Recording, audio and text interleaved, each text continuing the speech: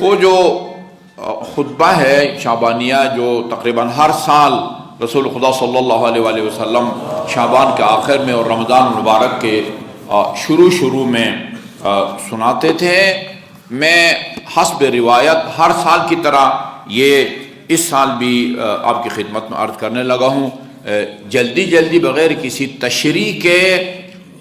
تاکہ ہمیں اندازہ ہو کہ کتنی بڑی توفیق اللہ تعالی ہم کو دے رہا ہے، جس نے ہمیں اس رمضان مبارک تک زندہ رکھا ہے، اور دعا ہے کہ سب کو اللہ تعالی رمضان مبارک کے تمام روزے صحیح اور اپنی بارگاہ میں قابل قبول رکھنے کی توفیق عطا فرمائے۔ امیر المومنین فرماتے ہیں رسول اللہ خطبنا ذات یوم فقال ایھا الناس،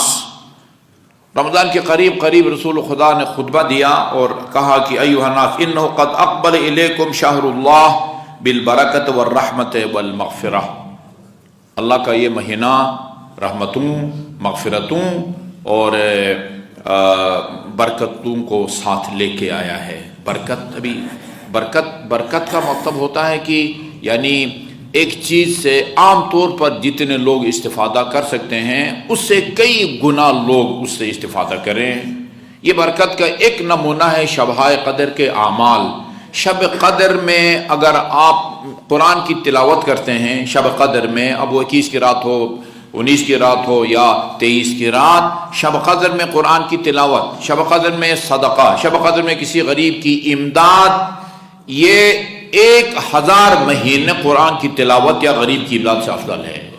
یہ برکت کا ایک نمونہ ہے، برکت کا نمونہ ہے۔ اچھا جی، شہر هو عند اللہ افضل الشہور، یہ وہ مہینہ ہے جو اللہ کے نزدیک باقی 11 مہینوں سے افضل ہے۔ وَأَيَّامُهُ أَفْضَلُ الْأَيَّامِ، اس کے دن باقی مہینوں کے دنوں سے افضل ہیں۔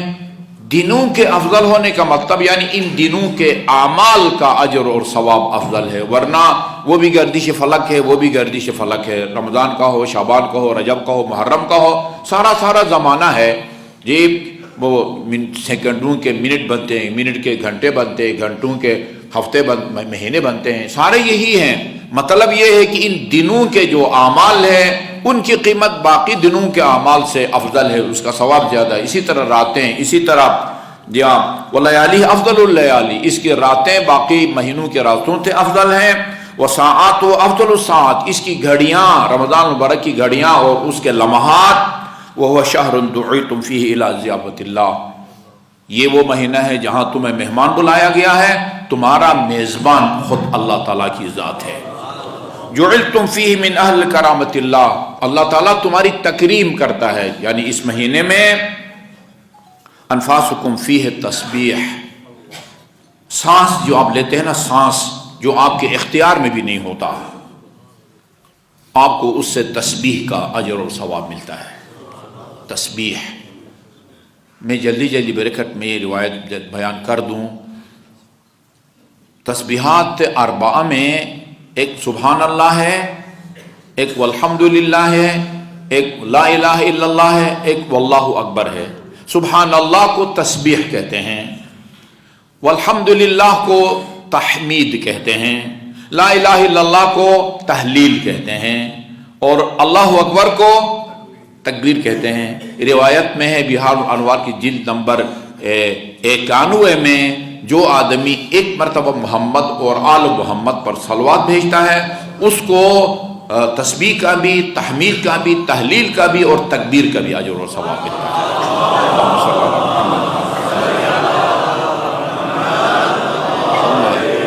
سانس لیتے ہیں صبح سے لے کر شام تک، پتہ نہیں کتنی دفعہ سانس لیتے ہیں، آپ کے اختیار میں بھی نہیں ہوتا۔ سانس لینے کی ارادے سے آپ سانس نہیں لیتے، ایک خودکار نظام قدرت ہے، اس کے تحت آپ سانس لیتے ہیں، اس سانس کا آپ کو تسبیح کا ثواب ملتا ہے۔ انفاسکم فیہ تسبیح، نومکم فیہ عبادہ، سوتے ہیں جب آپ کی آنکھ لگتی ہے نا، آپ کو دوران نیند کے دوران آپ کی عبادت کا ثواب ملتا ہے۔ عملکم فیہ مقبول، اس مہینے کی خصوصیت یہ ہے کہ جو عمل بھی آپ اس مہینے میں انجام دیں گے وہ خدا کی بارگاہ میں قبول ہے۔ دعاؤکم فیہ مستجاب، دعا مسترد نہیں ہوتی، اس مہینے میں مانگی گئی دعا مسترد نہیں ہوتی۔ غور سے سنیے ان جملوں کو، اپنے سچی نیت اور پاک اور پاکیزہ دلوں کے ساتھ خدا کی بارگاہ میں یہ دعا کرو ان یوفقکم لصیامہ وتلاوت کتابہ، کہ اس مہینے میں اللہ تعالیٰ آپ کو پورے رمضان کے روزے رکھنے کی بھی توفیق دے اور قرآن کی تلاوت کی بھی توفیق دے۔ یہ سچی نیت اور پاک اور پاکیزہ دلوں کے ساتھ یہ دعا کرو کہ یہ دو حاجتیں آپ کی پوری ہو۔ نمبر ایک، رمضان کے پورے رکھنے کی توفیق نصیب ہو، بیماری نہ ہو وغیرہ وغیرہ۔ شقی اور بدبخت وہ آدمی ہے جو اس مہینے میں، اس عظیم مہینے میں اللہ کی مغفرت سے محروم رہے، مہینہ گزر جائے اور بندہ اپنے آپ کو نہ بخشوا سکے۔ روایات میں ہے میدان عرفات میں حاضری اس کو نصیب ہو، پھر وہ گناہ بھی میدان عرفات میں بخشے جاتے ہیں جو رمضان مبارک میں نہ بخشے گئے ہوں۔ خدا نے خواستہ خود کرو اس مہینے میں اپنی زبان کو کنٹرول میں رکھو، وَغُضُّوا عَمَّا لَا يَحِلُّ النَّظَرُ إِلَيْهِ أَبْصَارَكُمْ، اور یعنی اپنی نگاہوں کو اس کی طرف جو ہے نا دیکھنے سے ان کو نیچے رکھو جس کو دیکھنا حرام ہے، یعنی نامحرم کو مت دیکھو، نگاہوں کو نیچے رکھو۔ جن آوازوں کو سننا جائز نہیں ہے وہ ان آوازوں کو بھی مت سنو، قانون پر اپنے کنٹرول کرو۔ تحننوا علی ایتام الناس، یہ لوگوں کے جو یتیم ہیں، اگر کوئی باپ کا ماں کا سایہ سر سے اٹھا ہوا ہے تو وہ آپ ان کے مہربانی سے پیش آؤ۔ اس کا نتیجہ کیا نکلے گا؟ اسی دنیا میں یحنن علی ایتامکم، تم اگر لوگوں کے یتیموں پر مہربانی کرو گے، مہربان ثابت ہوگے، کل کو تمہارے بچے بھی اگر یتیم ہو جاتے ہیں تو اللہ تعالیٰ اس کا صلہ اسی دنیا میں اس صورت میں دے گا کہ لوگ تمہارے یتیموں کو پر مہربان بنیں گے۔ توبوا الی اللہ من ذنوبکم، اس مہینے میں اپنے گناہوں سے توبہ کرو۔ وارفعوا الیہ ایدیکم بالدعاء فی اوقات صلاتکم، اوقات نماز میں دعا کے لیے اپنے ہاتھ اٹھاؤ۔ فإنها افضل الساعات، کیونکہ یہ رمضان کی جو ساعتیں لمحے ہیں بہت قیمتی ہیں۔ ینظر اللہ الیہ بالرحمت الی عبادہ، رمضان مبارک میں اللہ تعالیٰ اپنے نظر رحمت سے اپنے بندوں کو دیکھتا ہے جب وہ اس کو پکارتے ہیں۔ ویلبیہم اذا نادوہ، جب وہ پکارتے ہیں بندے کو، یلبیہم، اللہ لبیک کہتا ہے، اپنے بندے کی دعا پر اللہ تعالیٰ رمضان مبارک میں لبیک کہتا ہے۔ یعطیہم اذا سالوا، جو مانگتے ہیں اللہ تعالیٰ دے دیتا ہے، دعا کو قبول فرماتا ہے۔ تمہاری روحیں، تمہاری جانیں، وہ ان کا وہ مرہون منت ہے، تمہارے اعمال کا انجام تمہارا اعمال کے مطابق ہوگا، اچھا یا برا۔ فَفَكِّهُوهَا بِاسْتِغْفَارِكُمْ، اپنے نفسوں کو وہ استغفار کے ذریعے کنٹرول میں رکھو۔ وَخَفِّفُوا عَنْهَا بِطُولِ سُجُودِكُمْ، تمہارے پشت پر گناہوں کا بوجھ ہے، لہذا وہ لمبے سجدوں کے ذریعے پشت پر موجود گناہوں کے بوجھ کو ہلکا کرو۔ لمبے سجدوں کے ذریعے پشت پر موجود گناہوں کے بوجھ کو ہلکا کرو۔ وَاعْلَمُوا أَنَّ اللَّهَ أَقْسَمَ بِعِزَّتِهِ، اللہ نے اپنی عزت و جلال کی قسم کھائی ہوئی ہے۔ وَاعْلَمُوا، یاد رکھو، اپنی عزت و جلال کی قسم کھائی ہے، اللہ يُعَذِّبَ الْمُصَلِّينَ وَالسَّاجِدِينَ،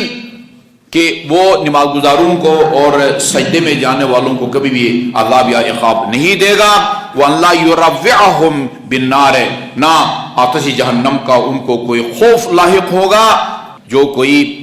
اس مہینے میں کسی ایک مومن کو افطار کرائے، حسب توفیق ہے، یا صرف افطار کراتا ہے کھجور کے ذریعے، پھل کے ذریعے، یا کسی مشروب کے ذریعے، یا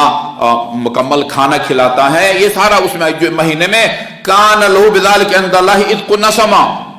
ایک غلام آزاد کرنے کا ثواب ملتا ہے اس کو جو کسی ایک مومن کو رمضان مبارک میں افطار کرائے اور اس کے گزشتہ گناہوں کو معاف فرما دیتا ہے۔ قیل یا رسول اللہ، ہم سب تو ایسا نہیں کر سکتے، مہنگائی بڑھتی جا رہی ہے اور جو ہے نا وہ افطاری دینا بندے کے بس سے باہر ہوتا جا رہا ہے۔ اتقوا النار ولو بشق تمرہ، یہ ضروری نہیں ہوتا کہ 70,000 روپے خرچ کر کے فل کھانا دے دو،